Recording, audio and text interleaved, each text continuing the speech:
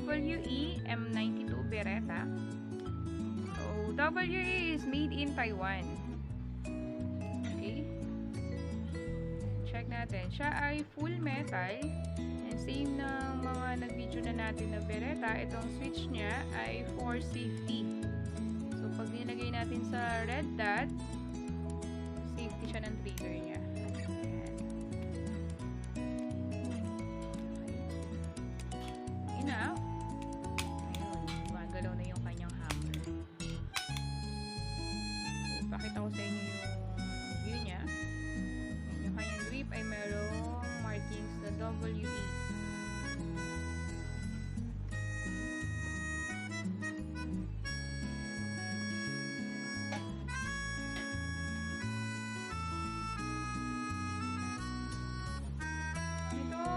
M92 Beretta ay order ni Sir Aldrin ng Santa Rosa, Laguna. So, hi Sir Aldrin, shout out sa'yo. Ito yung unit ng order mo. And check natin before natin siya process for packing. So, yung nilagyan ko na yung ating magazine ng bala at gas. Test natin yung fire niya. Okay. Oops. Yun ang ating target. Okay. So, sa mga newbie, no, lagi nating pinapaalala yung tamang paghawak ng barel. Kung maghahawak tayo ng barel, lagi tayo nakaganyan. Yung kamay natin, yung daliri natin, laging nasa ganyan. Hindi natin siya ipapasok hanggat hindi tayo puputok at hindi natin siya itututok sa may pwedeng masaktan, pwedeng masira. So, for safety, lagi tayo naka-trigger, finger out. Okay. So, ganyan siya. So, testing na natin, guys.